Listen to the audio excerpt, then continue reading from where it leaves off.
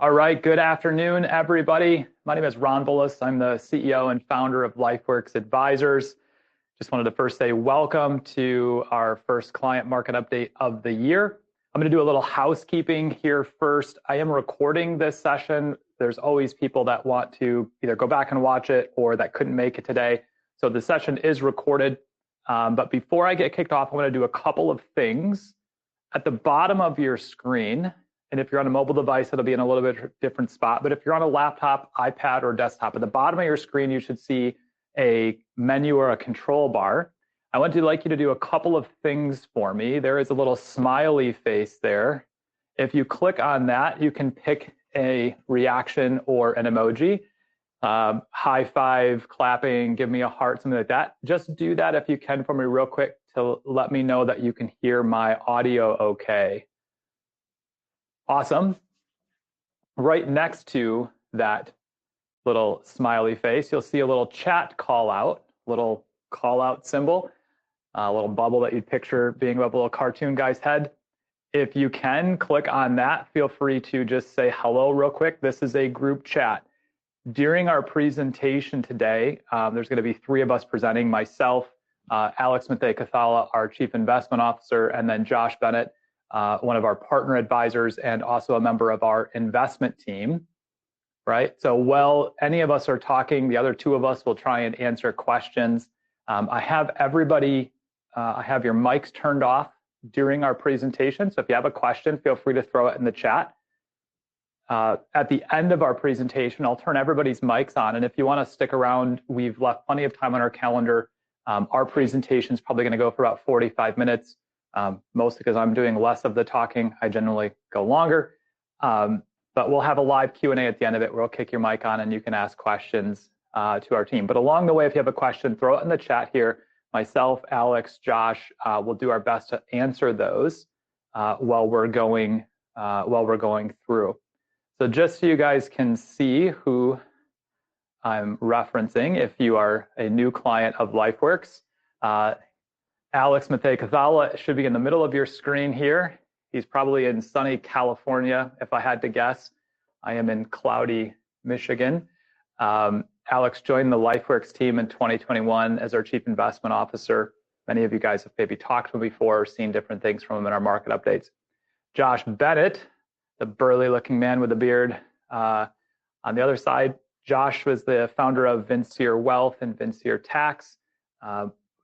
One of the Investopedia's top 100 advisors in the country. His firm merged with Lifeworks mid last year, and Josh oversees some of our strategic partnerships and is also part of our investment strategy team. So that is the group of us. I'm going to kick it off today and take us through just a couple of things. Actually, Alex is going to be kicking off, but I'm going to start just by saying that we are planning on doing market updates and then very specific topical updates once a month. So just as a way of heads up, by the end of this week, so by end of day tomorrow, you're going to get an email with a save the date for our March market update. And that one, the topic is going to be focusing on personal real estate. There is a lot of things that our team wanted to talk about as it relates to interest rates, housing prices. Most of our clients have at least one house. Some of you have two or more, both investments and vacation homes. And for the average American, the value of their home is a very sizable portion of their net worth. And so we get asked lots of questions through our advisors and directly from you, our clients, about strategies pertaining to either your primary home, maybe an investment piece of property or secondary home. So March's client market update is going to be very much focused on the personal real estate market in the US, interest rates, maybe some longer term thinking around as demographics shift, right? So we know that the largest owner of real estate in the United States as a class of people are the baby boomers. And as they transition into retirement, both buying maybe smaller homes, transitioning from maybe cold, dreary states like Michigan to the Sunbelt states like Texas, Florida, Alabama, places like this, like what is that going to mean? And how should you be approaching thinking about your primary residence, secondary home as part of your overall wealth strategy? So that's going to be coming in March. So again, if you have questions, feel free to throw it in the chat. I'm going to hand it over to Alex, and I'm going to jump off the stage here and pull Josh off the stage. He's going to kick us off by talking about some key economic indicators and some stuff that he is following in the economy. Thank you, Ron, and hi, everyone. I'm trying to share my screen first on the main tab here. And I will start with a broad description on what has been going on before getting into more details. Let me try and make it bigger. Okay. So hopefully everyone can sort of see what I'm showing. Try and do even better here. So the most important picture to have in mind is the following one. This describes the trajectory of the so-called policy rate, which is in the US better known as the federal funds target rate. Just for context, and so everyone is on the same page as us here at Lifeworks. This is probably the most important rate in the economy. In any capitalist liberal economy in the world, you have a technically independent central bank, which sets the pace of interest rates across the country. So in the US, this is the Federal Reserve. Since the 1950s or 1960s, the overall doctrine of the Fed is to be a contra-cyclical engine. That means when the economy is running hot, contra-cyclical means you want to cool it down. When the economy is slow, when you're in a burst, when it's a crisis, you want to boost the economy, right? And so here, for context, we are coming out of a period where the economy was extremely hot. Inflation was very high. The labor market was sizzling hot. So that means it was very hard for employers to fill in new positions a year, 2 years ago. So that's the context we come out of. And now we are entering a new phase of the cycle where the contra-cyclical mandate of the Federal Reserve has to be reversed. So 2 years ago, the goal was to bring inflation down. Now, allegedly, you have to really withdraw those very hawkish policies and let the economy breathe a little more by lowering rates over time. So now the main issue is a year and a half, 2 years ago, we were, I mean financial institutions, and especially the Fed, were under the impression that getting inflation down to their original target of 2% was going to be relatively easy after they took it down from 8% to 4% in the space of maybe 4 or 5 months, right? So headline inflation was 8%. Was very easy to knock the first 3 or 4% off of it. And within 6 months, inflation was down to 4%. The issue is, for a few quarters now, this inflation has been extremely slow.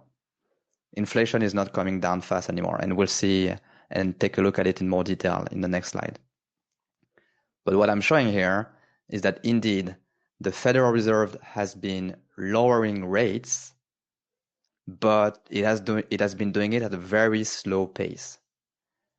You can see mostly 3 drops here. One drop happened at the end of the summer in early September when the Fed lowered rates by 50 bips, 0.5%.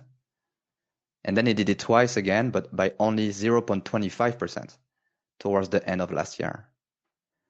And this is extremely slow in that part of the cycle compared to historical measures. Usually you would cut rates much faster. Again, this is because inflation is not easy to combat and to kill. And the last piece of inflation is seemingly pretty sticky. So now let's take a closer look at it. If you focus on this slide here, you have a decent picture of what happened to inflation over the past 25 years, but I really want you to focus on the recent trends. So you see this huge rise. So that's back in mid 2022, which, as I was saying, was very successfully and rapidly half defeated. And inflation went from 8% to 4% pretty fast. But what you can see is that over almost all of 2024 and the recent months, CPI is not really falling anymore.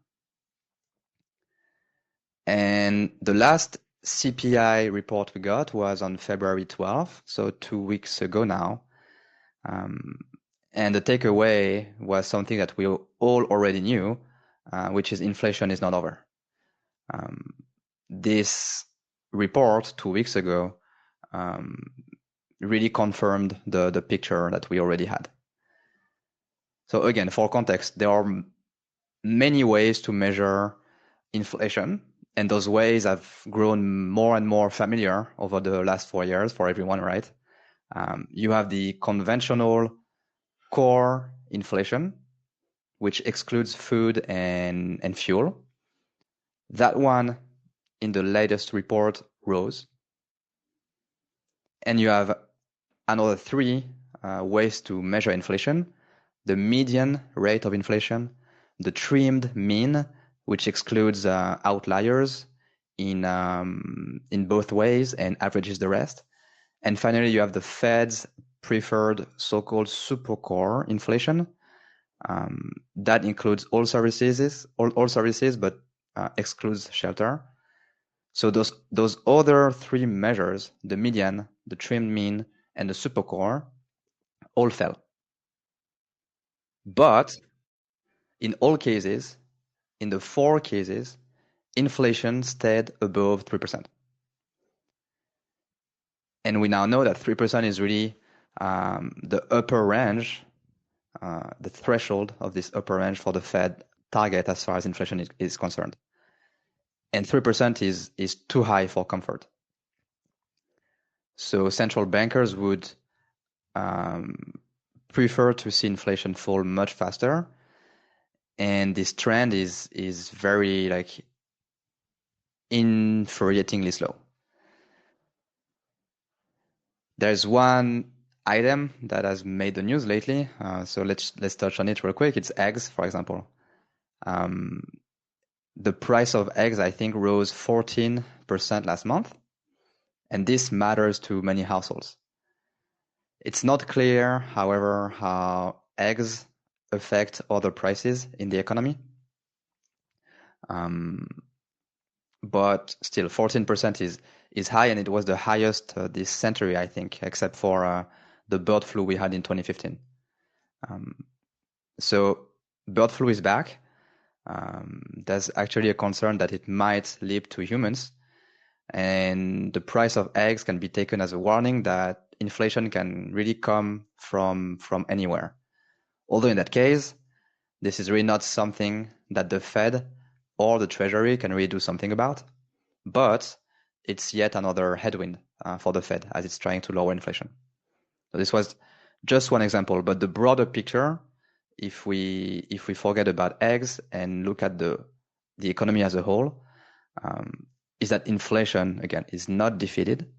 There is one very interesting measure for inflation, which is not a backwards looking measure, just like what I'm showing here. CPI is backwards looking. We are measuring prices at the store last month. Another set of measure that is very interesting is the so-called break-even rate. So a break-even inflation rate is an implicit rate.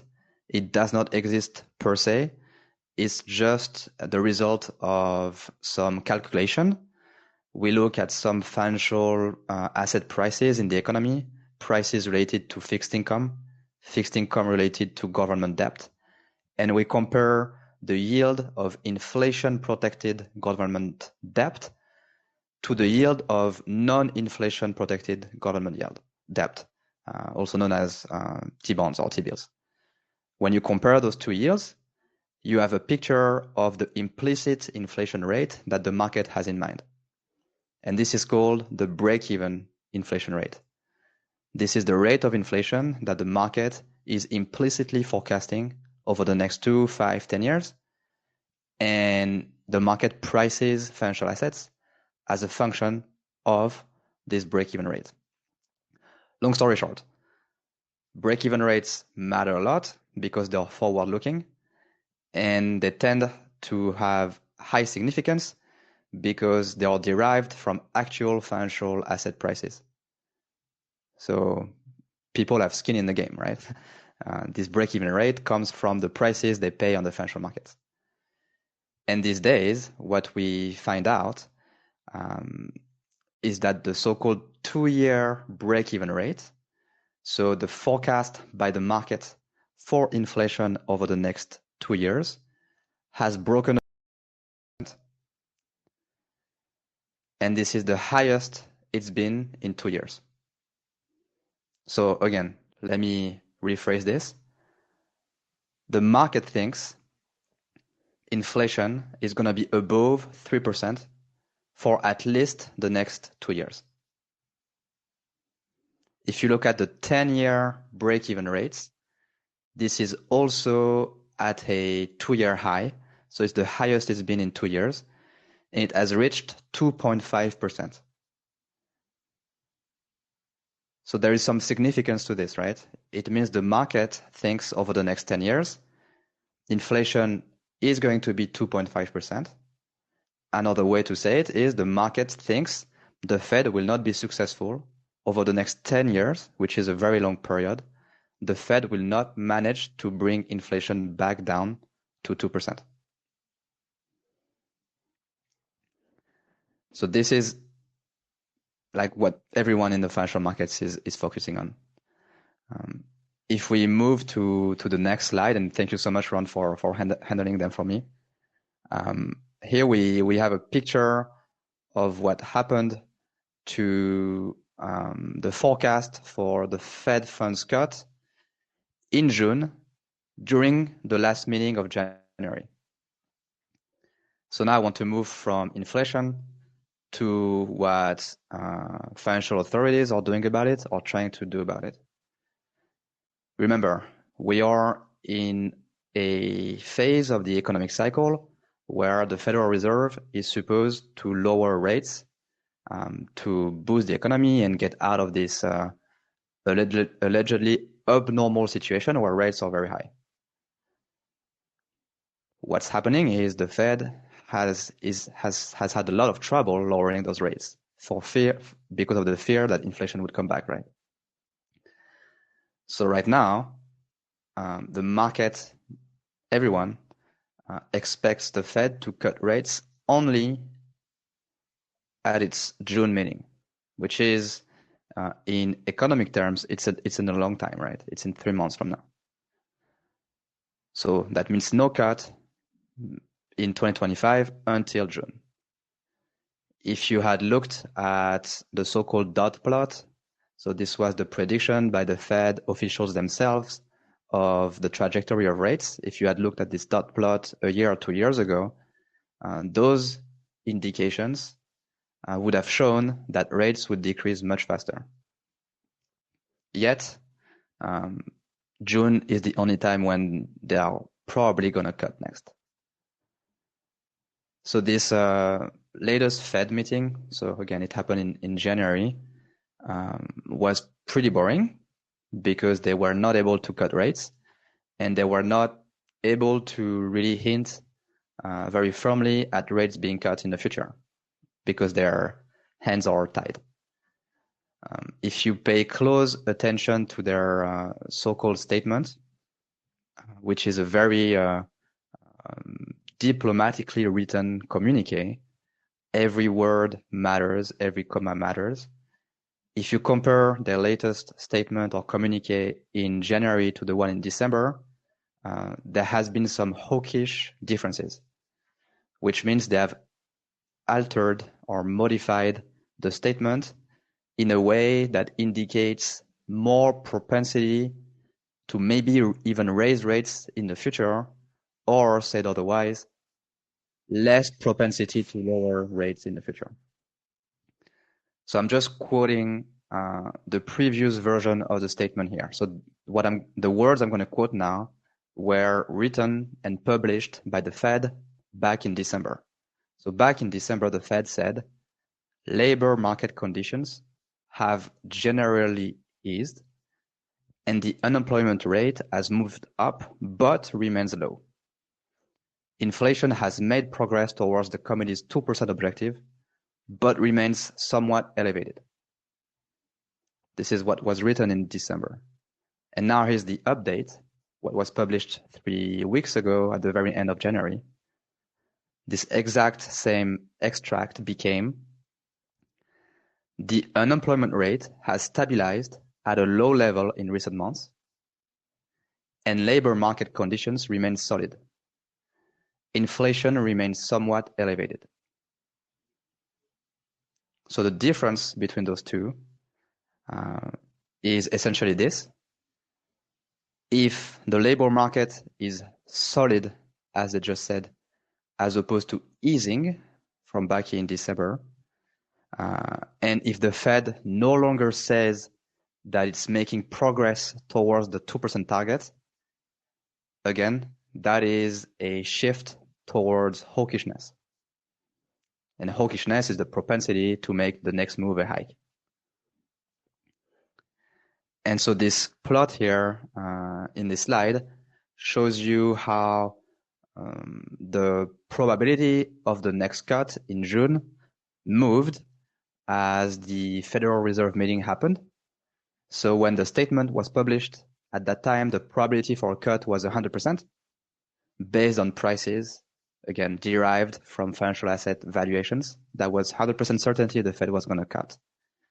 And after this statement that I just quoted was published, the probability dropped to 90%. It's not a huge drop, but it just gives you the direction.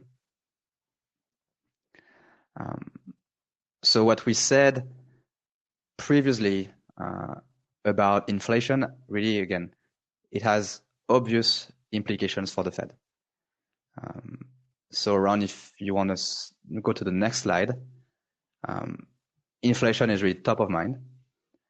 And the Fed must wait for clear evidence that inflation is declining.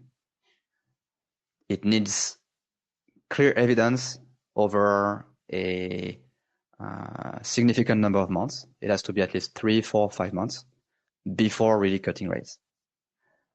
This is the reason why when we look at those market forecasts for the rates at the end of the year, it's the reason why the forecasts say that, all right, the Fed is really not going to cut much, maybe once or twice at most. So this chart shows you that the median scenario, as predicted by the market, is for the rate to be at 3.75 to 4% by the end of the year. This is where you see a 33% probability being assigned. So most investors really always work on the assumption that inflation matters a lot, and also these days that tariffs would mean higher inflation in the short term. Consequently, most investors think the Fed is not going to go lower than 3.75% this year. So if there are maybe 2 or 3 numbers you should keep in mind, the upper, or rather the lower range for the Fed funds a year ago was 5.25%. It's now come down to 4.25%. So it's only decreased by 1% in a year. And by the end of this year, the market thinks it's only going to be 3.75. So the decrease now is not 1%. It's just 0.5%. It's going very slow. And that's the main takeaway, I think. On the next slide is a picture of the treasury rates over the long term. What you see here is that at the very bottom right, The recent trend looks very much reversed compared to the previous 20 years.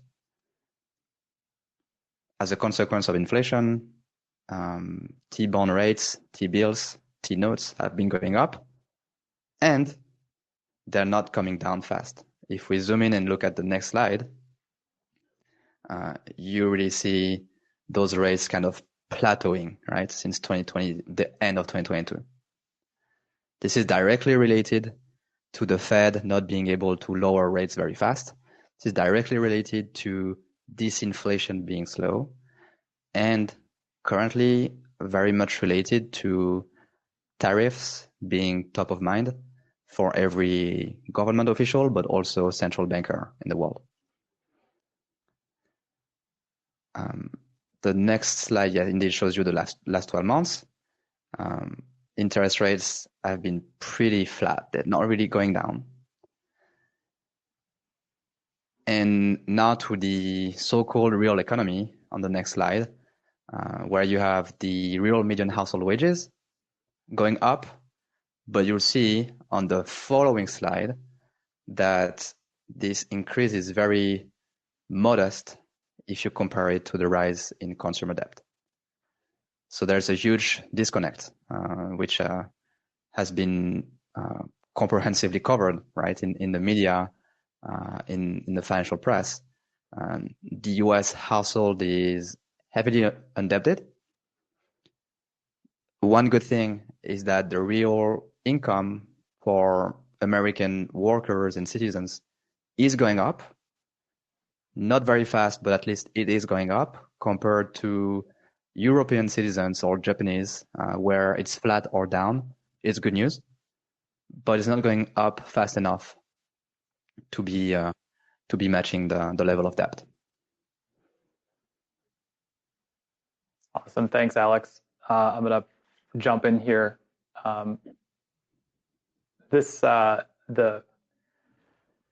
The percentage of the U.S. economy, Alex, that's driven by consumer spending. I know we weren't talking about this before in our notes, but what, off the top of your head, what percentage of the U.S. economy is driven by, consumer spending, retail versus, institutions and manufacturers?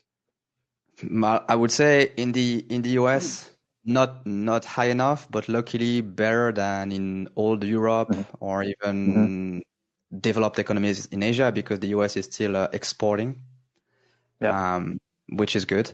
But yeah, I would say 25-30% of the economy. Yeah.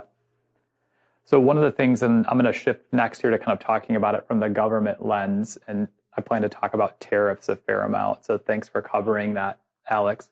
The reason for starting with talking about the Fed funds rate is the fastest tightening or the fastest rise in Fed funds rates ever in recorded history is something that's just in the recent past, right? As they started raising rates coming out of 22 and into 23. Long-term rates on US Treasury bills essentially become the underlying or the risk-free rate that consumer interest rates then are based off of.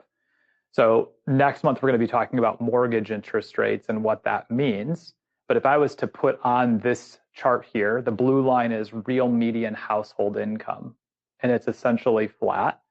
I index everything to 2000. I just wanted to jump back to kind of the beginning of this, millennial, and say, like, what does it look like for the last 24 years? Well, wages have been flat. There are some modest rises happening, but on average, the average US household has 3x the amount of consumer debt they're carrying. If we add another line to this, which showed the increase in home prices and the average home balance of Americans, you would see the same kind of trajectory.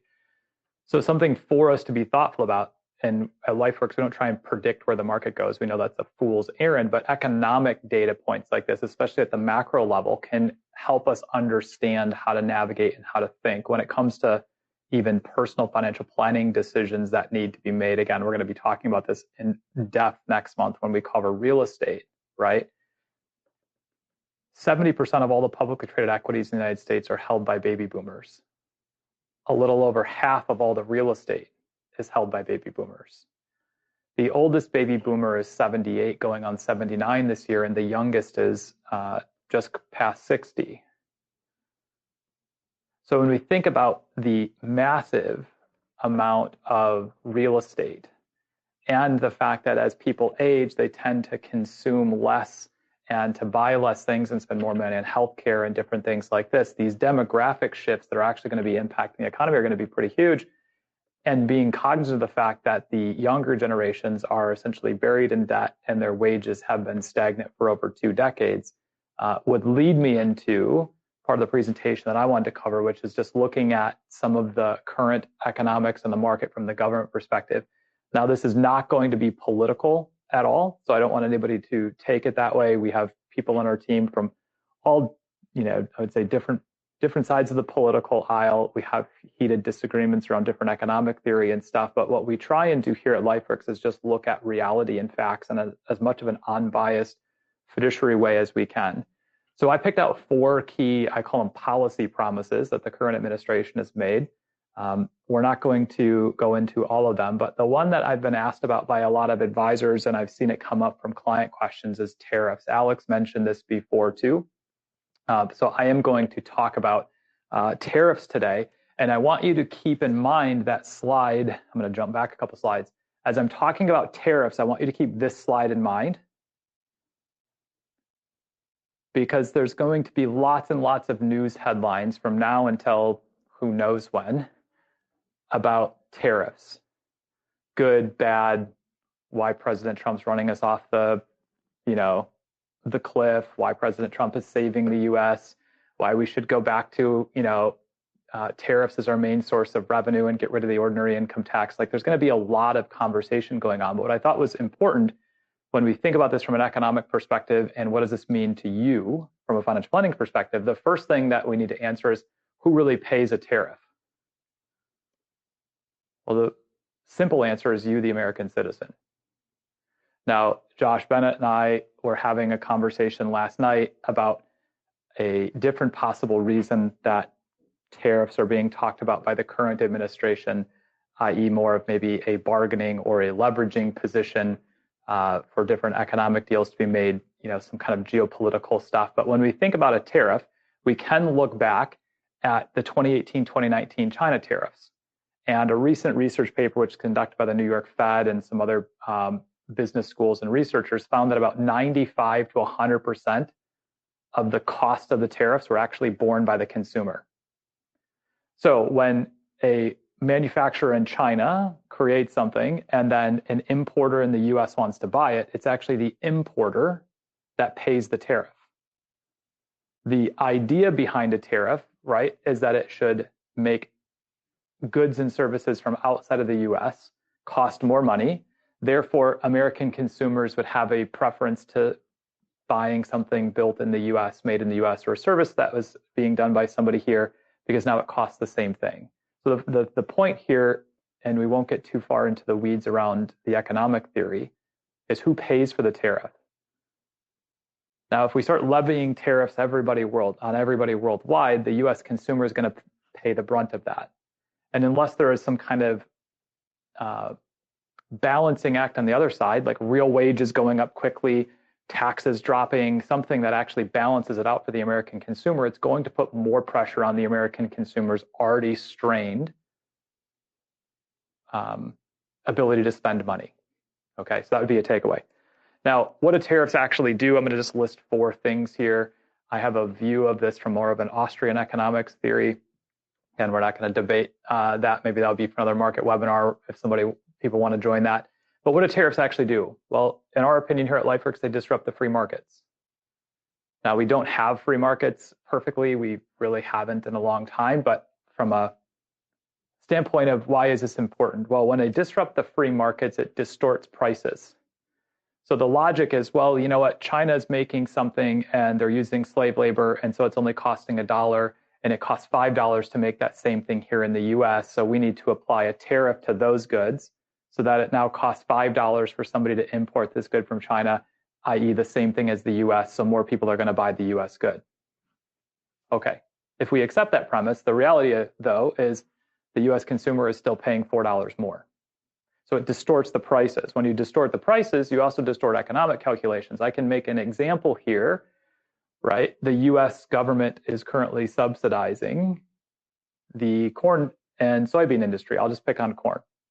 And this is not meant to be political again, but our government is currently paying farmers to grow food, to turn it into fuel that's super inefficient and actually has a high cost of production to burn in cars, right? They're incentivizing farmers to grow a crop for fuel. Well, it's because, I mean, a subsidy is similar to a tariff, but they're distorting the price of something, they're distorting the free markets, and so they're causing businesses to reallocate resources in a way. Now, again, people are probably saying, Ron, why are we going down this kind of nerdy discussion talk about tariffs? Well, tariffs and subsidies end up picking winners and losers. And what that could mean, and actually as I'm talking right now, I see on my other screen here that some of the tech companies are getting absolutely slammed, and the headline sitting right underneath it is, you know, Trump tariffs back on, right? When we sift through the noise, though, and we think about this on a long term, because all of us on this webinar should think of ourselves as long-term investors, not short-term traders, right? If we're trying to think about what these things might have impact on the assets we own, our real estate, our stocks, et cetera, right? Just expect lots of short-term movements. But in the long run, tariffs are actually pretty bad. They're pretty negative for the consumer, right? And what also could happen is that the US could end up propping up certain industries. So let's say, and I'm just going to make a hypothetical here, I don't know this for a fact, but let's say that the US really is not competitive at manufacturing steel. But we start applying significant tariffs to other countries that are more effective at producing it or produce it more economically. We're essentially going to subsidize an industry that maybe should kind of go to the wayside, and we should reallocate resources somewhere else. Picking winners and losers from a government level down historically never pans out well for its citizens, i.e. you, me, wealth holders, people invested in the market. So I wrote this on here. Tariff policies don't just change prices, they distort the economy's ability to self-coordinate. What this means is we're going to see some stocks that are going to maybe, or industries and sectors that are going to outperform because the tariffs are going to be favorable for them. And it's essentially going to be, again, a picking of winners and losers, and other stocks that maybe should be doing relatively well and they have good underlying financials, but because they are in an industry that's having tariffs applied to them, or because they are reliant on maybe importing goods and services as part of their manufacturing process, they're likely going to take it on the chin. So another piece here, because I got to pick the government one. As we talk about tariffs, just know that the government doesn't have a revenue problem, we have a spending problem. So even if the government applied tariffs across the board and started generating a lot of revenue, if I was a betting man, and I'm not, but if I was, I would put money on the fact that our government would just spend it anyway. They probably will not pay down our 36, 37, 38 trillion dollars of debt, nor will they reduce tax liabilities that much for you and I. So this isn't to say let's all be negative about this. This is just to say that I do think tariffs will have a short-term impact on the news. I think you're going to see wild movement in different stocks or different sectors because of it. And long-term, if our government sticks to a policy of using tariffs not just for bargaining in the short run, but if we actually start applying tariffs to trading partners and countries that we were relying on for a more efficient or a more economical resource, I think it's going to be bad news for the US consumer. And the US consumer is already significantly taxed and carrying loads and loads and loads of debt. If tariffs also drive up the cost of goods and services, and inflation continues to increase, interest rates will continue to increase as well. So for not just the consumer, but also the federal government and any institution running a lot of debt, the interest cost on that debt is going to get larger and larger. Okay, so I didn't put the consumer one up here, but if you think trajectory-wise, the US consumer's debt load has kind of looked like the same increase that the federal government's had. Okay. So we don't know what's going to happen with government policy, with the current administration, with tariffs. But if tariffs stay in place, they likely will have negative implications in the short run around inflation, cost of goods and services. That will likely have a trickle-down effect to interest rates. And that also will be hitting the consumer who spends money.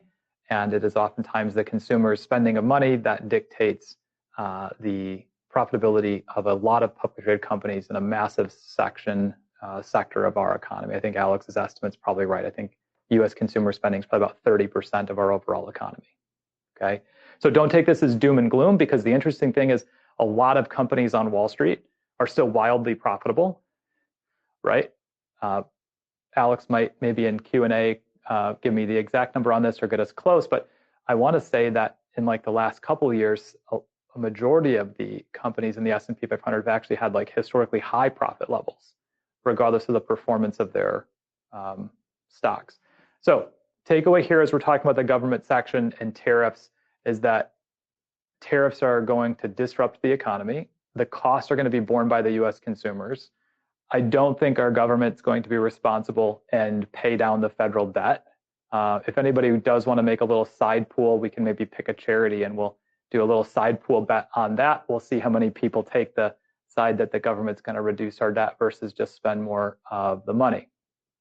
All right, I'm going to hand it off to Josh here, Josh Bennett, to talk a little about what's going on in the market. And then when he wraps up here in a minute, we'll actually go to live Q&A. I saw a couple of people raise their hands and had some questions. So my wrap here, the news right now of all of the things that are out there that's probably most interesting is tariffs. And in Q&A, we'll have a little back and forth around the use of tariffs from a bargaining perspective and what they might mean in more of, say, the short term around supporting the US dollar and some of those things. So, all right, take it away, Josh. Perfect. Thanks, Ron. And are you going to keep doing the screen share, or do you want me to take that over? I'll just keep the screen share up. You just tell me when to move the slides. I'll be your screen guy. All right, fair enough. Well, yeah, I'm going to sort of tie a bow on kind of the two main topics that Alex and Ron were talking about when it comes to the markets here. And Ron, if you want to go ahead and switch slides. But there's been kind of two main stories here in the markets over the past several years: inflation and tech. Those are kind of have been pretty much the main two drivers of everything we've seen. And when, kind of Alex was talking about all the inflation that we've seen, as of late and the huge spikes.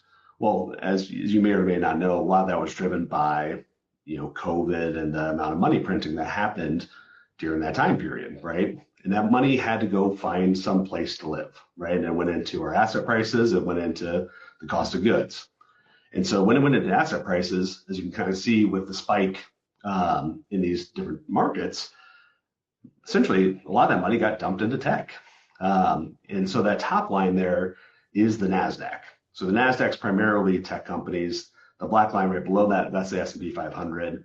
So those have been the main two markets in the US that we've seen really take off. So all this money over the past several years has pretty much been dumped into two things, which is the different index funds, either through just the rise of indexing, or have been even within financial advisors that are allocating directly. They've been primarily invested in some of the top big companies in the US. And the reason for that is no advisor really gets fired for investing in Apple, right? So what we've seen ultimately, which I'll talk about here in a little bit, is it's led to this high concentration in the top 10, we'll call it, largest companies in the US, to where right now the S&P 500 is made up about 40% by about 10 companies, which, yeah, thanks Ron for skipping ahead. So this is obviously a problem, because in a healthy economy, you can't have this much concentration in just a few companies. So what we're seeing, or actually I'll pause there and I'll talk about the Bitcoin and gold markets too, before I get too much into the concentration piece. But the other markets we're seeing due to inflation that are really taking off is gold and Bitcoin, right? So gold historically has been a safe asset class, as we'll call it, or where people retreat to during times of stress or inflation, right? It's considered a hedge against inflation because there's only so much gold in the world and only so much will ever be discovered from here on out, right? And historically has been an anti-inflationary currency. Obviously most countries today don't use the gold reserves and stuff the way they used to, but as you see with inflation, we've had a huge spike in the price of gold. And something similar has happened with Bitcoin. So Bitcoin, I mean, the story is still untold of whether it'll end up being a true inflation hedge, but it was designed along the same lines as gold, where you can't have more Bitcoin created than is already currently programmed in. And every 4 years, it gets harder and harder and harder to mine mine Bitcoin. So therefore, you're only going to have a limited supply, and it should have those similar inflationary properties. Granted, we're also getting spikes in Bitcoin and the Bitcoin markets now because of things going on in the political sphere, like Trump talking about potentially having a Bitcoin reserve and things like that.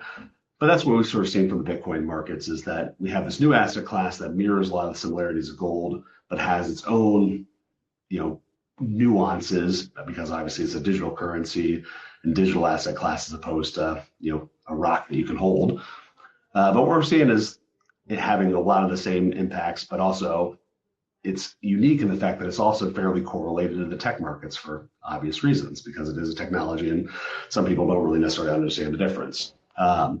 But one of the things that's going to be very interesting, especially with new regimes in place, is seeing what happens with regulations and stuff coming for Bitcoin and what that's going to do to influence those markets. Because one of the big prohibitions to its growth as of now is just no one necessarily knows how to treat it from a compliance standpoint. So a lot of insurance companies, hedge funds, and big endowments and people that have, frankly, a lot of money that would potentially love to invest in Bitcoin haven't, because maybe their bylaws don't allow them to invest in these type of asset classes because they're still too new. So we see that market being very interesting, but it's still young, and some of the properties like the inflation hedge and stuff is still yet to be seen. But it'll be very interesting to see what happens here over the next couple of years. But anyways, Ron, you want to dive to the So in terms of concentration, so like I was mentioning, we've seen the S&P 500 is essentially now consistent of about 10 companies that make up 40% of the S&P 500.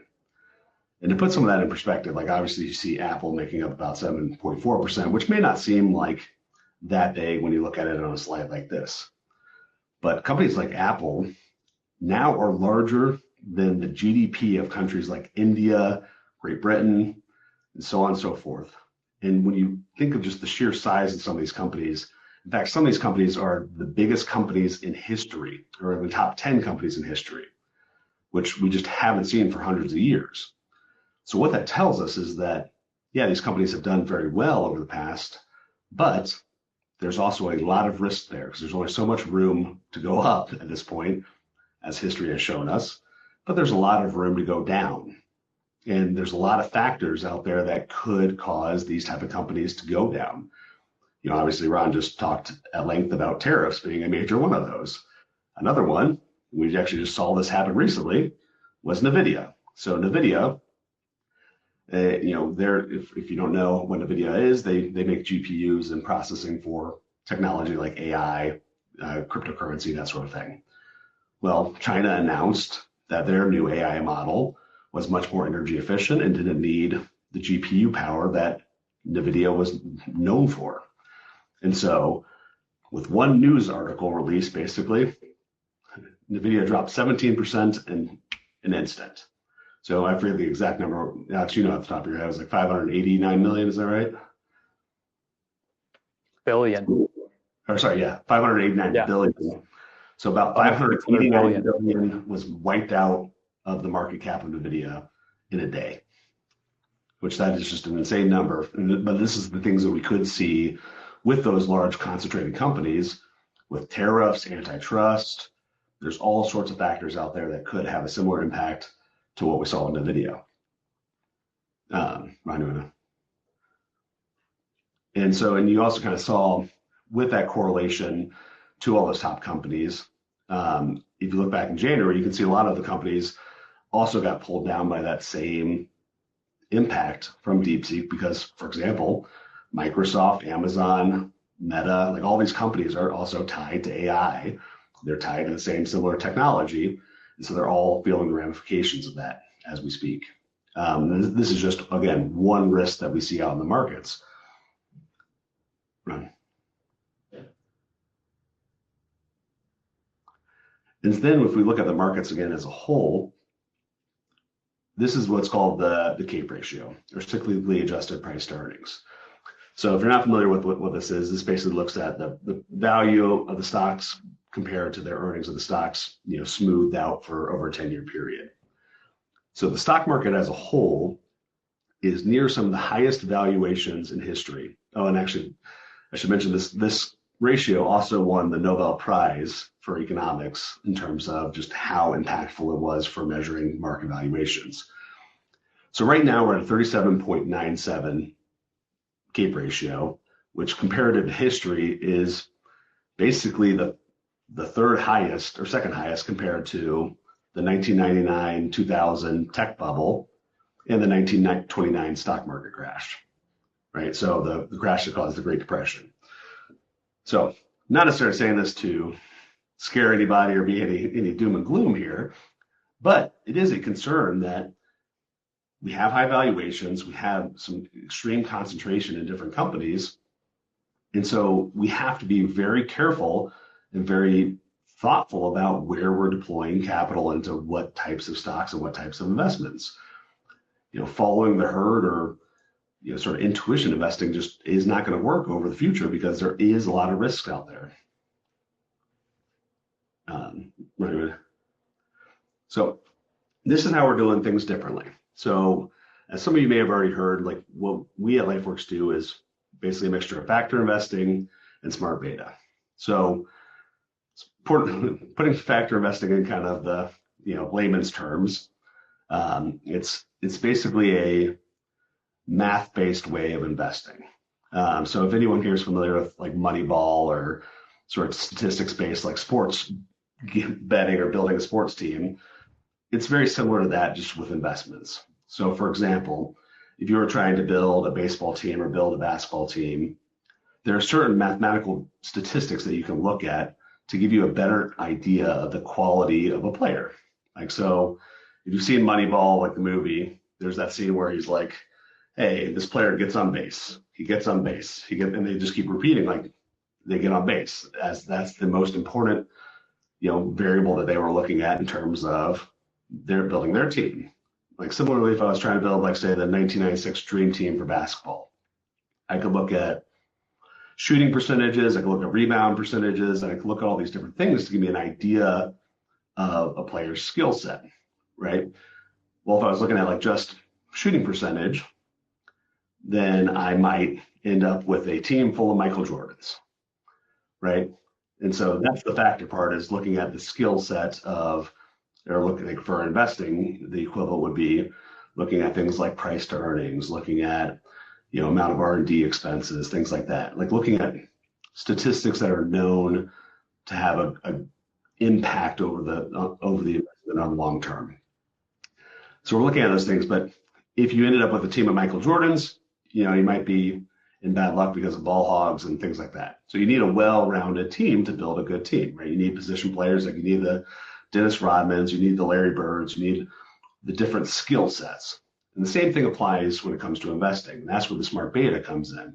So the smart beta is basically not concentrating in things like tech, right? You need things like financials, you need things like manufacturing, you need other industries to have a well-rounded portfolio. You also need, asset classes that can, vary in there too, like gold and Bitcoin. So all these things play a huge part. But where we at LifeWorks really want to be thoughtful is making sure that we have investments that are grounded in good financial research that is held up over time, regardless of the markets. And that's where the fundamental investing comes in, the factor investing comes in. And then making sure we're not concentrated in and following the herd into things like technology, just because it's the cool thing to do at the moment. We want to make sure we're being very disciplined and making sure we're investing in all types of markets, right? And that's where the smart beta comes in.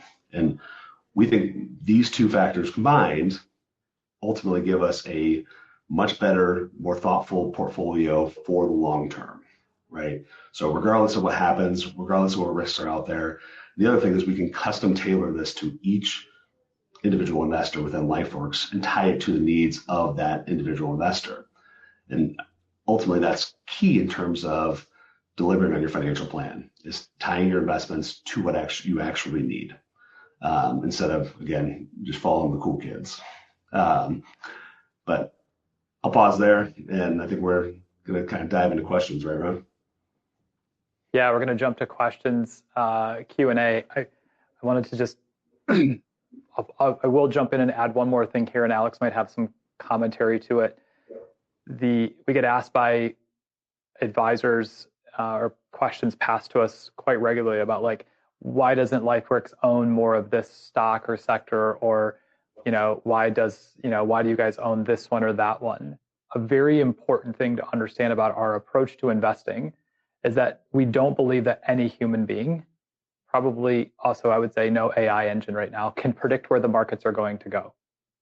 Okay, so at LifeWorks we don't have what I would say the rest of the industry generally relies on, which is saying we have a room full of really smart people that are looking at the news every day and sticking their finger up in the air and going, oh, we think tech is going to outperform, so let's buy a bunch of it, or we think we should be in healthcare, and making these types of decisions.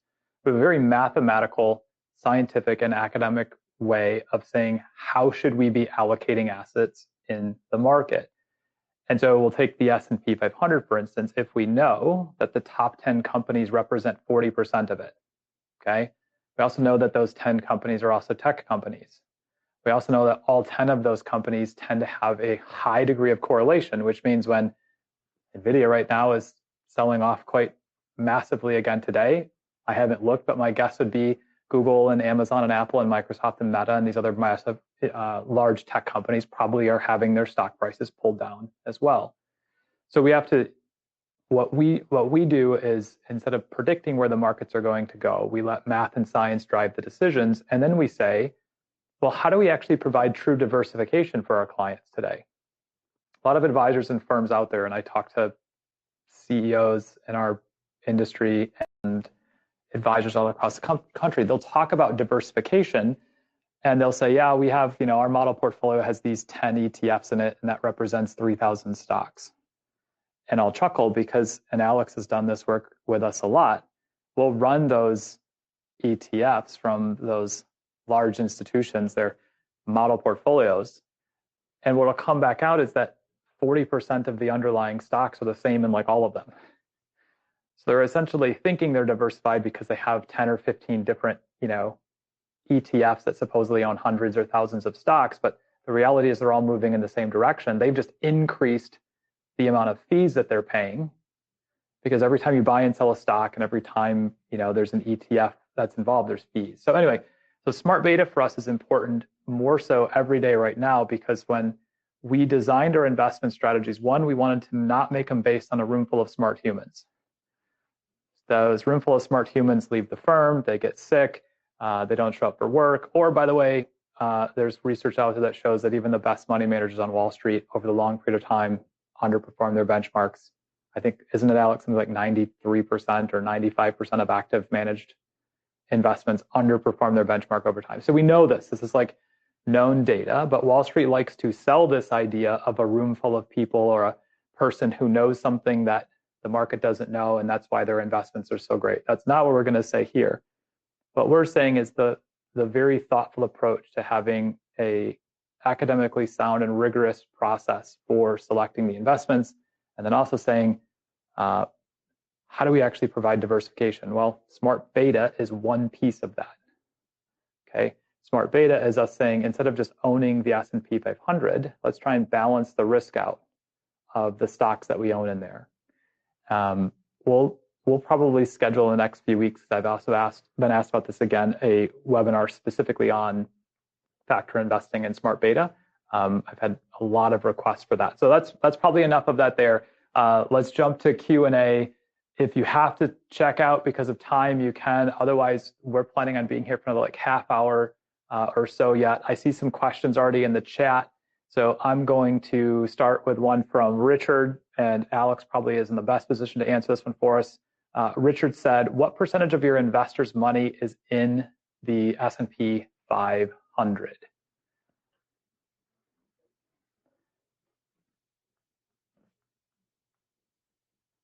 Hang on, I got to unmute you, Alex. Thank you, Ron. I would say between 50 and 55%. Let me tell you how I come up with that number. We probably have 20 to 30% of our overall allocations to assets that are not US equities. More of 30% these days, so that leaves us with 70%. 70% is being mostly invested in the instruments that Josh described. Those are not the S&P 500 index per se. Those from time to time will include some of the largest companies in the S&P 500, some much smaller ones, unknown names, non-household names. Where I'm going with this is, even though those strategies are not the S&P 500 per se, they have a certain correlation to the S&P 500. These days, the correlation of our in-house core strategies is lower than usual. It's around 0.8. So to give you an answer on how much of our exposure is to the S&P 500, I would just multiply this 0.8 or 0.85 by 70%. And so the result is around 55%. Yeah. So Alex, we're having a little issue with your audio coming through, just a little choppy. So I'll reiterate that because I was, Okay. I think I grabbed most of it and was there. So first of all, the LifeWorks factor investment strategies have a beta, and beta is a measure of how things move together, right? It's a measure of correlation. So most of our factor strategies have a beta right now of about 0.8, meaning if the S&P 500 goes up 1%, our strategies or go down, we're going to be tracking at about 80% of that, right? So about 0.8 is our beta relative to the S&P 500. Alex was saying about 50 to 55% of our clients' assets are exposed to the S&P 500, which is essentially the largest equity market, the largest stocks in the U.S. Equity market right now. And an important thing is our investment portfolios, Josh mentioned this, for every client are built off of your financial plans, right? So all of the dollars that we're investing for our clients that are not going to be spent for 10 plus years into the future, we have invested in things that are growth oriented. So equities, Bitcoin, gold, real estate, things like that. And interestingly enough, we probably as a firm have a higher percentage of assets invested in growth than maybe a lot of traditional firms, because we don't follow model portfolios or these kind of rule of thumb, way of thinking about, well, if you're over 60, you should have 60% in equities and 40% in fixed income or stuff like that, right? We don't do asset allocation that way. We think it's flawed. So great questions. About half of our client assets are S&P 500. James Kelly has one, says regarding smart beta in the diversified Premia portfolio, which is our core equity strategy. What's the current sector breakdown? Is it overweight technology and healthcare? Josh, do you want to take that one? Sure. It is overweight healthcare. Alex probably would know better if it's over. I think it's underweight technology though currently, just due to kind of everything we were just talking about. But one of the things that we're seeing in the healthcare sector and why it's overweighted there is basically you're having one of the factors that we invest in is value, which is kind of the Warren Buffett way of investing. If for those of you familiar with that, which is basically buying good companies at low prices. And that's what we've seen a lot in the healthcare space as of late. And so that's been a big driver. But the technology, similar for the reasons like Alex has been working on the algorithm to basically avoid the concentration and the AI move with the tech sector and stuff. And so with that and just everything we've seen from the concentration of money into technology, we're going to be underweight to that. Yeah, and Alex, if his audio is fixed, he might jump in too, but I'll add just a little color to this, right? So in our value set of factors, right, one of those would be profitability. Another one is the price of the stock relative to the earnings of the company, or the price to equity ratio. So all things being equal, if we had two companies that were both earning $1 of profit, and one of them was trading at $20 and one of them was trading at 10, again, all things being equal, right? Our system would be looking for the one that is the better value, which means we're generating $1 of profit and it costs us $10 to buy the stock versus $20. So when we look at the really high valuations of a lot of companies that have overexposure, let's say, to the technology sector, right? Some of those companies are trading at 50, 60, 70 times earnings. It doesn't mean that we exclude them from our calculations in regards to whether they'd be a good investment, but it means that they might not fit into a value-based factor or a value investing frame. Okay, let's see. Jeff is asking, what do you think Trump is trying to accomplish with his tariffs? Fun question. Josh and I had a debate on this last night. Alex probably has some weigh in. I'm going to take the position, and I don't know, because none of us knows what's in his head.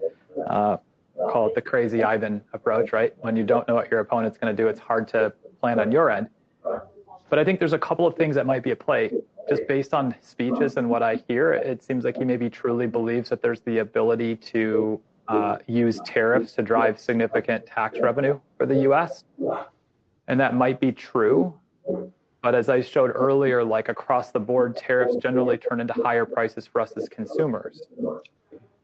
And unless there's a give back on the other end, like there have been a few, I'll call it headlines that came out about getting rid of the income tax and replacing it with tariffs.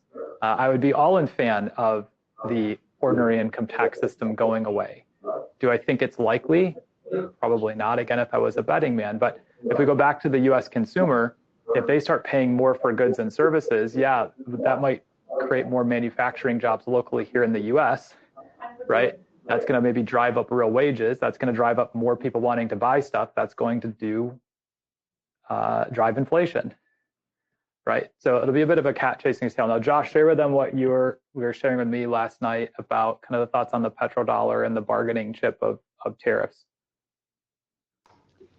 Yeah, so one other thing that Trump has mentioned, at length in some of his conversations, which I think is an interesting use for tariffs, is so there's this concept in the economic sphere of the petrodollar, which, if you're not familiar with it, basically one of the things that stabilizes our US dollar as a country is the fact that oil all over the world, which is obviously one of the biggest commodities worldwide, has to be traded in US dollars right now. So therefore, there's a lot of US dollars just in reserves across the world.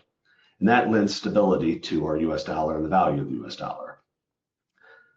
What's been happening over the past couple of years is a move by countries like Russia, China, and areas in the Middle East, and India as well, to move away from that US dollar being the reserve currency for trading oil.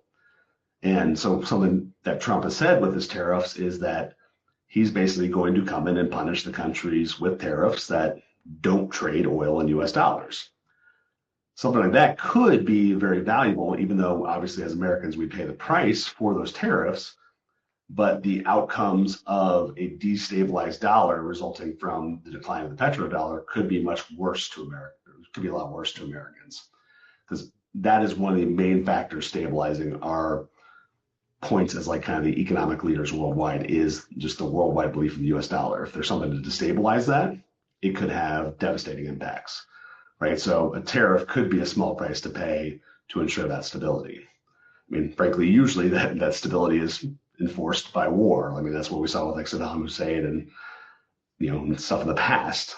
And I think a tariff is a much easier thing to swallow than going to war again with countries like China. So that could be an interesting way to do it. I mean, obviously it's nothing ideal, but I think in his mind, but who knows, again, crazy Ivan, that I think it's used as a negotiation chip to hopefully that the tariffs will never actually get enforced, but it'll at least get the other countries away from, the conversations around destabilizing the U.S. dollar.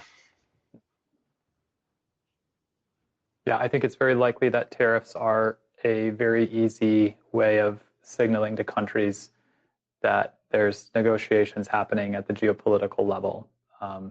Okay, we've got a question here from Don P. I'm going to read it. This is a great question, Don. We get asked this one a lot, so I'll actually do the answer for this, and then I'll maybe let Alex jump in.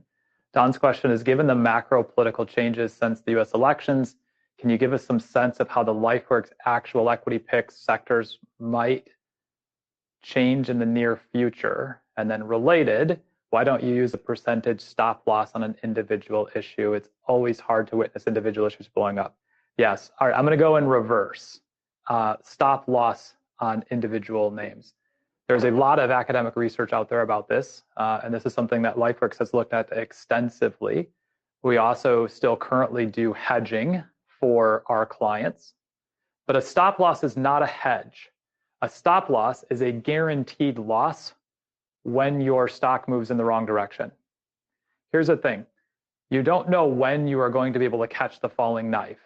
And so when you put a stop loss in place, here's what happens. You have an artificial sense of security because you're like, okay, I own this stock, it's trading at $100 a share. If it falls to 80, I want to get out, go to cash. The research, and I won't bore you guys with it, but if you want it, I'm happy to send it to you. The research is like completely clear.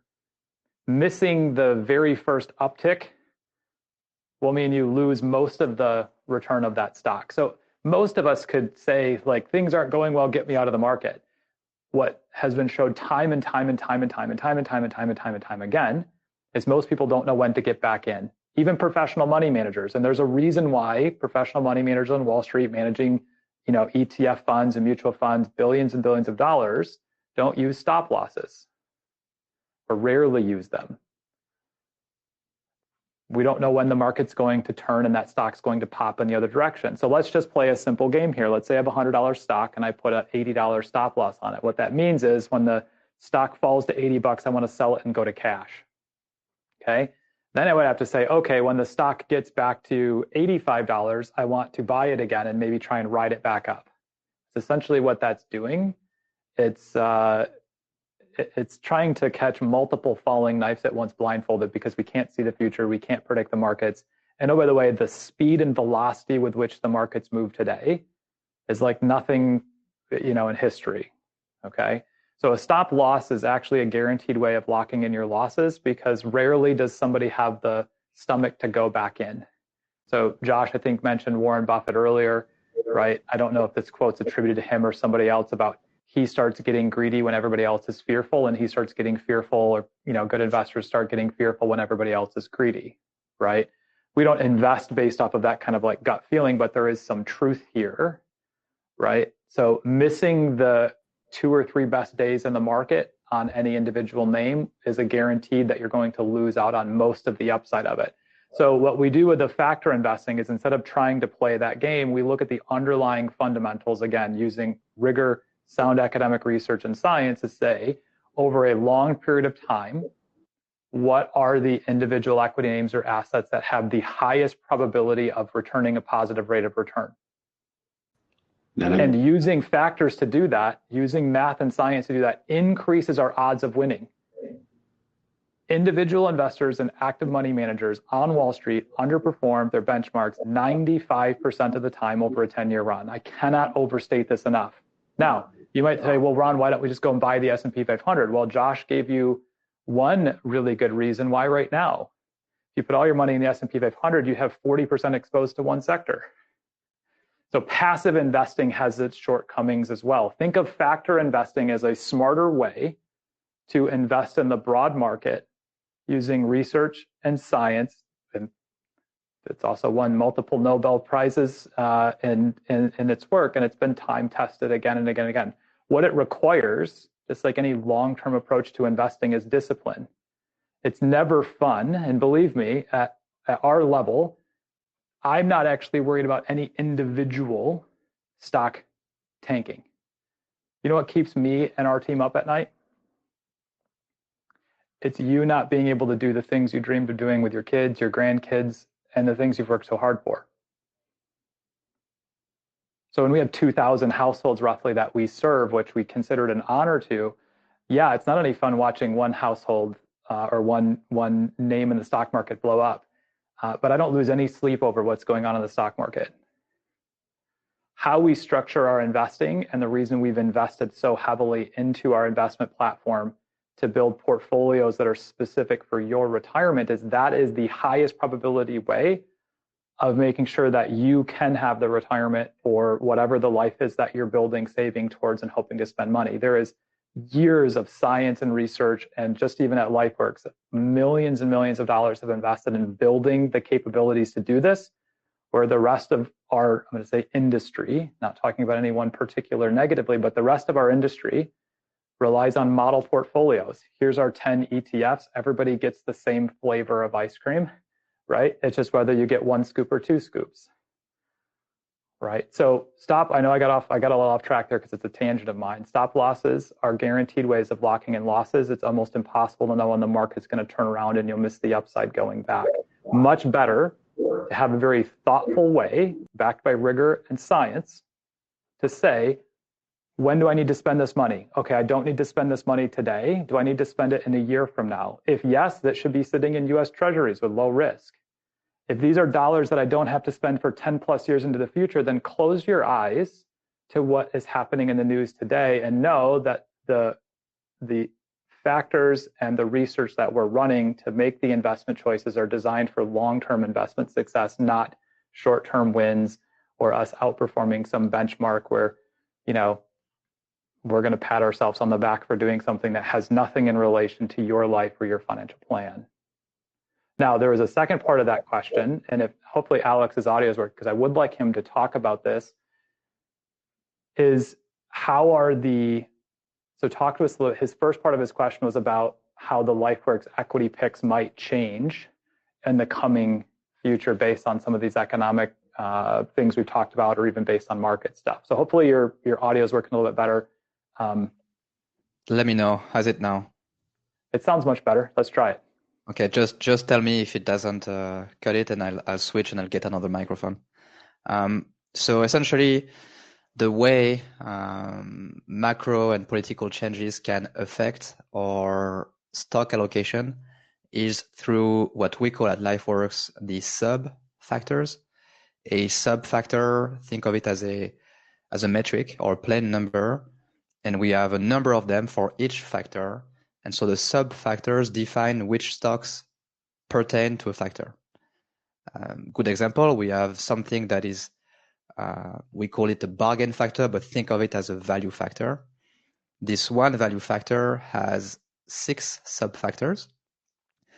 That includes cash flow over assets, return on equity, price earnings ratio, dividend payout ratio, dividend yield.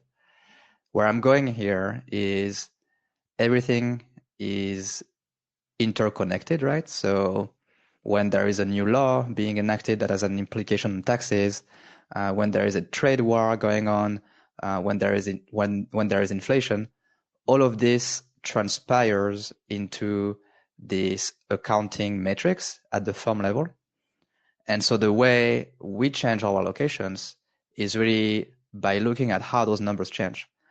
The main thing right now is, again, it's tariffs and inflation. Our allocation will change, not because we just, we hear about inflation, we hear about tariffs, but because some companies in our universe, if there is, high tariffs and they are mostly an exporting company, maybe their return on equity will go down. Maybe their cash flow over assets will go down. And through those metrics, will we reassess our allocation to those stocks? So it's not, we don't have a direct response as in, Trump will decide that X sector of the economy will be affected by Y law or whatever new executive order. But rather, a few months after that is enacted, this gets translated into actual accounting aggregates for those firms, and this is when we capture them. So our factors are constant; they stay the same. The philosophy is the same, but the numbers that go behind each of them, they change all the time. So related to that question then, Alex, Jeff asked a question, which is very interesting and one that we don't get very often. What about factor decay? Mm-hmm. Is there any academic or scientific research to show that a factor might decay over time? There is indeed, and this is the exact reason why we built our own factor when we first built that back in 2021. We looked at 35 years of factor history, and instead of choosing and just re-implementing the most famous factors that were allegedly the best performing factors, we looked at how they had behaved in the previous 1, 2, 3 years before actually building our own strategy. And we found out that there was factor decay. And this is why we built our own factors, which are a derived version of what existed in academia. And now I see a related question, which is by Lex. Do you use AI in your factor investing calcs? Today we don't, but by the spring we will. Let me explain. One of our factors is called innovation. So you tend to observe some outperformance of the more innovative companies over time, over the very long term. And so this is one of our 4 factors. We call it the innovation factor. Until now, we have measured innovation by mostly looking at accounting data again. We were looking at the level of expenses by a given company into their research and development department. And we were adjusting that investment by the size of the company, of course, or by how much capital they had employed. So this has been a typical way of measuring innovation for a given stock. And we are currently revisiting our way of measuring innovation by using AI. And so we are going to release an updated version of this innovation factor where behind the scene, we are using AI to analyze transcripts during earnings call, to analyze company descriptions in SEC communication, to analyze press articles, to see if this company tends to innovate often, how much, how deeply do they innovate. So this is one way AI is going to show in our strategies in the very near future. Awesome. There's a question right below his by James Kelly. Are you able to backtest your DP, which is our core factor strategy for people that are new here? Are you able to backtest it to see how it would have performed in the lost decade of 2000 to 2009? My simple answer would be yes. I'm going to let Alex give a more nuanced answer to this because it's not as easy as it sounds. So Alex, maybe take us through that one as high level as you can, but cover some of the nuances that you and I have talked about many times about the challenges with doing back tests that far back. Absolutely. So we did try and backtest it at the time of building a strategy, of course, and we tried to go as far back into the past as possible. The reality here is we were only able to backtest a proxy of DP, which wasn't really DP itself, mostly because of the data being available, or rather being not available. We look at this universe of over 500 stocks because the S&P 500 is usually 504 or 505 stocks.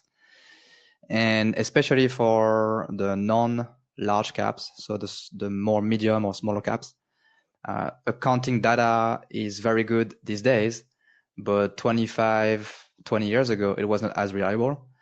And even any provider were lacking in that front. So as I was saying right before, since we now rely so much on what the company actually does, and since those 10Ks, those 10Qs had a lot of misses back in the 2000s, The portfolio we backtested was just an approximation. And again, by virtue of the philosophy behind DP, because it's more of a value strategy than a growth strategy, of course, in those back tests, it was much more resilient than the overall market. I should also add that our value factor within the 4 is built in such a way that the sub-factors I discussed before, cash flow over assets, return on equity, by construction, they are very much unfavorable to the financial sector. So we are underweight the financial sector just because it's a very small margin sector with a lot of capital being employed.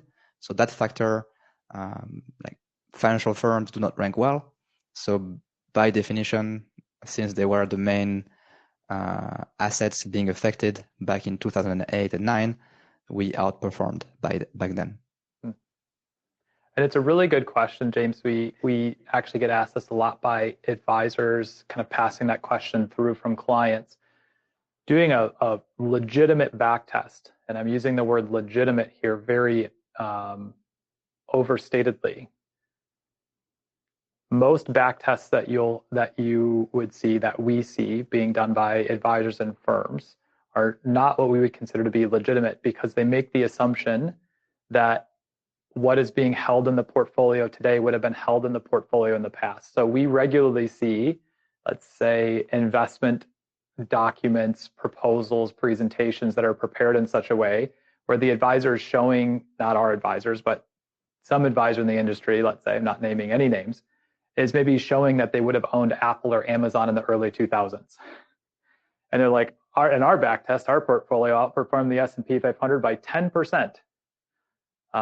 They're illegitimate back tests, because what they're doing is they're using hindsight bias. They're basically saying, well, where I sit today, of course I would have invested in Apple. Well, most people don't know that Amazon lost 99% of its value before it took off again. And most people wouldn't have had either 1, the foresight, or 2, the discipline or the moxie, right, to do that. When we're running back tests on our side, because we built the software to do this, and because we're taking a quantitative, right, a mathematical and scientific approach, we're actually applying that algorithm across the history of the time frame that we have access to good data. Meaning, we're telling the system, we're not going in there and saying own this or own that. We're saying take from this time period forward and apply the rules to it. Remove hindsight basis. Most professional investors as well build portfolios looking in the rearview mirror, because the way they sell their value to their clients or to the people that are investing in their funds is to try and talk about how their investment strategy would outperform some market. You will never hear us talking about that at Lifeworks, because we know it's also a fool's errand. You don't drive your car looking in the rearview mirror the whole time. Now, history can teach us some important things, right? We can learn from history. The future tends to rhyme, but it doesn't repeat perfectly. So when we do our back tests, what Alex was getting at is, the world we live in today, there is just an abundance of data everywhere. And even with AI now, the ability to process massive volumes of data is getting easier and easier. When Alex and his business partner joined Lifeworks in 2021, one of the interesting things, and I remember talking about this with them, they got into this industry because their mentor at MIT talked about how investing needed to change. Alex, remember us having this convo in January of 2021. Investing needed to change for individual investors, because how large institutions and endowment invest money, generally speaking, they follow something called a liability-driven investment methodology, meaning they're investing their money for when they need to spend it. So a life insurance company, for instance, has to hold like 80% of its assets in fixed income, cash, and treasuries, because they are statutorily required to be ready to pay out benefits, right?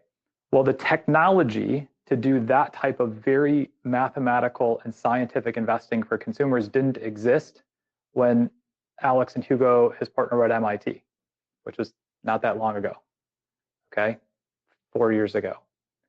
Their mentor, Robert Merton was the one that said, hey, somebody really should build this, right? And they went out there to do it. Now, LifeWorks had been in existence already, and we were doing this using massive amounts of Excel worksheets in a non-automated way, and it wasn't scalable. And so when we brought their company and their investment engineering into LifeWorks, it allowed us to start doing this at scale for clients, and it's not the norm. Building individual portfolios for clients based on their cash flows and their financial plan. But then not only that layer, but then also saying having this very sound, disciplined approach using factors and smart beta to how we're selecting investments makes that, it's a very unique thing. And I maybe sound like I'm bragging about it a little bit, but I spend a lot of time traveling around the country, speaking at industry events, talking to advisors, looking at what's done. And generally, back to the back test question here by Mr. Kelly, most back tests that are done by software that investment advisors or financial advisors have access to assume hindsight bias. It assumes whatever they're testing today are the things that would have been owned 5 years ago, 10 years ago, 20 years ago, and 30 years ago. And that's just, well, flawed is the light way of saying it. So can we? Yes, but the access to data and the access to all the factors that we're looking at, right? There is a significant amount of data that gets consumed every month here at LifeWorks in our systems that's evaluating the S&P 500 companies across multiple layers of factors, ranking them, then looking at their correlations to each other, right? Looking at other risks. I mean, that in a perfect world, if the data existed 100 years back, we would be able to back test it 100 years. But even the people that have done large academic research is going back, trying to look at returns in markets over a long period of time, will have to put, footnotes in there that says like, we had to make significant assumptions about like this period of time or this type of stock because it just didn't exist, right? So great question on the back testing. It's 4:30. I'm happy to stick around for a little while. I love these conversations. If you have to jump off again, I just want to let you know that from everybody at the LifeWorks team, from your advisor to the leadership team, we are honored to get to serve you and your family. We love what we do. Our mission here, our promise to each and every client is to help you live an intentional life. And that I hope you guys picked up a little bit of that feeling when we're talking about even the intentionality we put into like how we help you guys manage your wealth, how we help you make wise decisions with the investments we're selecting. So we love serving you. We're honored to have your trust and to have you here. I think if Alex and Josh have a few more minutes, we'll hang out and take a couple more questions. But if anybody has to drop off, I just wanted to make sure I said thank you before you went. Be watching out in the next couple of days too for initial emails from the team with some save the dates for the March market update where we're going to be doing a deep dive in real estate. All right, final questions, anybody? We'll hang out for a few more minutes, throw them in the chat here. Otherwise, we'll sign off here another 5 minutes or so.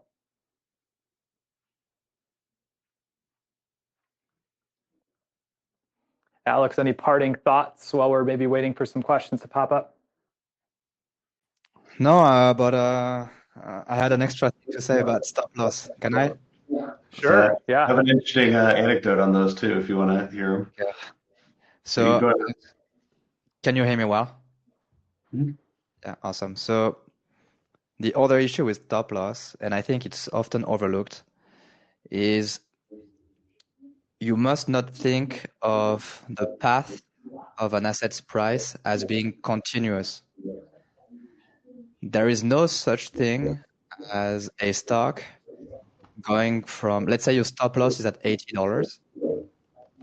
Your stock does not go from 80.13 to 80.11 to 80.08 to 80.01 and so on. You get my point, right? Asset prices jump. They don't move continuously. And the main scenarios when an asset price moves is a breaking news, right? Something completely unexpected. Most of the time, it's bad earnings on the downward trajectory, right? Some bad earnings, bad economic news, someone important at the company doing something poor, like the CEO. So most of the time, a stock crashes. It happens instantly, right? And when you have a stop loss at 80, and let's say the stock was 90, if the stock ends the day at 70, most likely it never went through 80. Like at some point there was no buy order at 80. It was 90, there's the news coming, now the stock is worth 70. There was no one to buy it at 80. So if you have a stop loss at 80, the order on the other side that's being filled is at 70. So even when you have a stop loss, let's say 20% below the spot price, you can incur a 40% loss. And that happens very often because, again, the most likely scenario for a stock to go down is something that is instant, when there's a jump, when the stock doesn't continuously grind down. So just wanted to add this part. Yeah, one interesting anecdote of stop losses. Early in my trading days, I started my career at Schwab and was on our trading desk there. And I don't know if anyone remembers this, but there was a flash crash back in 2009. So all the high frequency trading that happens in hedge funds, basically things happened like that. And there was a hack of the AP, Associated Press, Twitter feeds that said the White House had been bombed. And this caused the markets to crash 20-30% in an instant because all the hedge funds and stuff started trading off this information. And so we had hundreds of millions of dollars that got triggered on stop losses because of this. And what happened then is 10 minutes later, it came out that, hey, this Twitter was hacked. Markets went immediately back up. But so you saw people lose 10-20% of their value without any time to get back in the markets, even if they had wanted to. It was just purely a hack. And that, I think, really highlights the danger of this too, with how much the market is driven by high frequency trading with these hedge funds and stuff too. It's kind of crazy. But that was just something I saw firsthand because I was literally on the desk as this was happening, and everyone was going crazy. It was nuts. Yeah, those are the meme stocks in the last couple of years, right? Lots of examples. There's two questions. One got direct message to me, so I'm just going to repeat it here real quick. This one's for you, Alex. She said, can you repeat the characteristics that were named when you were talking about cash flow over assets? There were several other qualities I missed. I think she was referring to when you were kind of listing out some of the value factors there. Could you just repeat a few of those? And then I've got one more question for you before we wrap up. So we have a return on equity. So that's the net earnings adjusted by the market value, the total market cap. We have cash flow over assets, which is how much free cash flow a company earns every year, adjusted by the quantity of assets. We have the reverse. So we have price to book, which is the value of the equity divided by the accounting value in the books. We also have sales divided by assets. So that's 4 of them on top of the 2 I mentioned earlier, which are dividend payout ratio and dividend yield. Awesome. This will probably have to be our last question, unless anybody can type fast. I'll get in another 1 or 2 if you type in the chat fast. But Jan said, AI is a bit frightening and risky in my opinion. I understand what Alex shared for sorting data related to innovation. What is Lifeworks' overall policy on using AI? Bracketed, what areas of factor investing in smart beta? So I'm going to assume that this question, and Jan, you can correct us in the chat if you want, but I'm assuming this question is directed towards how reliant are we on AI as it pertains to, looking at our factors and how we are applying those.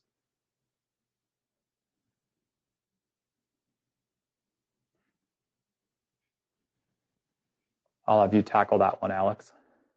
Yep. So again, for now, we do not use AI at all. So if you are the proud holder of a Lifeworks portfolio, no AI was used except from some very traditional machine learning techniques that have been around since the early 2010s, but no large language model. What we are going to do now is apply a little bit of AI on a small part of the selection process. And it's not actually directly related to the selection, but more related to the research that precedes selection. And it has to do with this. Instead of having a team of actual people reading literally tens of thousands of regulatory reports and press releases and earnings transcript, which is impossible to do, we'll have AI summarize those pieces of text, do some natural language processing. So we are going to run them through large language models. Think of those as derivatives of ChatGPT in order to quickly summarize those pieces of text and get the essence in them and identify which companies are often talking about putting out a new product, which ones are very much innovation investment driven, and so on. So that's a limited application of AI in our process, but it's a very helpful one. It's clearly a net positive. And Lex, factor investing and smart beta are revised every month. So if you start a new portfolio at LifeWorks, your holdings will be based on the first day of the month. And if you are already invested in the LifeWorks strategies, we rebalance quarterly. So it's calculated every month, but rebalance quarterly. I think another piece here, I'm going to add to this. I kind of read between the lines a little bit with your question, Jan. I just want everybody to know that LifeWorks is not a robo-advisor, right? It's not just a computer program, algorithms that are residing in the cloud somewhere that are running without any, human thought or intervention. We are not that. We will see, I believe, based on what I hear in the industry and see in the research that I'm doing as the CEO of Lifeworks looking out down the road, we are going to see a massive amount of investment options being brought to market, promising better returns because they're going to use AI to drive those portfolios. Alex spends a lot of time working with AI and large language models every day. And so I won't get into the weeds about the risks of that, but just know that the noise around AI and its usefulness is both overstated and understated. We use LifeWorks every day to help us with our research, our writing. A good example is most all of our interactions with you as our clients, we record, not just for compliance reasons, but we then use our own AI agent basically to help us summarize that, make notes, and just be better advisors so we don't miss things that we promised, right? We can draw correlations between things. We can actually be better human advisors. My view as the CEO at LifeWorks is to build the future of advice, right? Now, our mission is to help you live intentionally. To do that, we have to build a firm that has a thoughtful blend of high tech and high touch. So unlike a lot of my peers in the industry, we have invested a ton of money of our own capital, and we've actually raised a fair amount to build our own technology. Because I believe that the value we bring as advisors is helping you make decisions, right? And when life goes left instead of the plan of right? When you get the cancer diagnosis, when, in my instance, my oldest child told me a week ago that she's getting married next week. Surprise. I love her dearly. She has a little bit of me in her. She's in a rush to get everywhere in life, and she's 20 years old. Anyway, when life doesn't go according to plan, it's the human advisor, it's the wisdom that we get to have collectively from having thousands of these conversations, right? That helps us and empowers us to, walk alongside you guys to make better decisions. The tools we're using to do that, to make sure we don't miss things, we don't forget things, we have reminders in place. There's a lot of technology behind it, but make no mistake, every penny that I drive as investments in this firm into technology is not to replace the human. It's to actually make our advisors and everybody on our team, Alex and Josh from the leadership team down, to give us more time to spend with you as a human, as opposed to reading notes, reading research papers, going through spreadsheets and things like that. So we are not a robo-advisor. We are not trying to be one. There are definitely still humans at the wheel, and we are trying very thoughtfully to blend investing in technology for the future and investing in a way that empowers our advisors to do what I think is the most valuable thing, which is to help you navigate the life ahead of us. So, okay. I think that was all the questions. Let's see. Oh, Jeff got this thing about my, yeah, so a couple of you have mentioned my grandfather, who I bear his name, was a master carpenter. I was homeschooled my whole life, and my deal with my mom when I was started about 12 years old was if I got my school done early, I could go to work with my grandfather. And what 12-year-old boy wouldn't want to go work with saws and be on construction sites? So I had a wonderful ability as a young man. I was raised in an awesome family. We were dirt poor. And so part of me working and my grandfather teaching me how to do those things was that's how I paid for sports and paid for trips and contributed back to the family. So when he passed away a couple of years ago, unfortunately, everything got sold in an estate sale before I was told, but there was a box of his old hand wood planes and one old saw that I actually remember using when I was a kid. And I put it in the chat here, but I tell our team this all the time. You're always building in life, whether you realize it or not. And when we're intentional about what we're building, what my grandfather's saying to me was, you know, Ronnie, build something to last and build it right the first time. And you'll never apologize for your work. But what he also told me, which is part of the heart and soul in Lifeworks, is to build strong families, build a strong marriage, build strong character. That is the underpinning. I have these behind me because I get to do video calls all day long with advisors and people in the industry, and soon to be more of these client engagements. And they both remind me that we're building something together, and we're building it to last. So I'm going to end us there. Thank you guys for noticing those. Thank you all for being here. As I said before, we love getting to serve you. It is an honor. Do not hesitate to reach out to anybody in our team. All the way up to myself, you can feel free to email me at any time. My email is super easy. It's ron@lifeworksadvisors.com. But from all of us on our leadership team and to our financial advisors, we love serving you. It is an honor. And we are definitely building a firm with you to help you live an intentional life and to build things that last. So God bless. Have a great rest of your night. Watch for emails from us in the next few days for our next market update. And don't hesitate to reach out if you have any questions. Take care.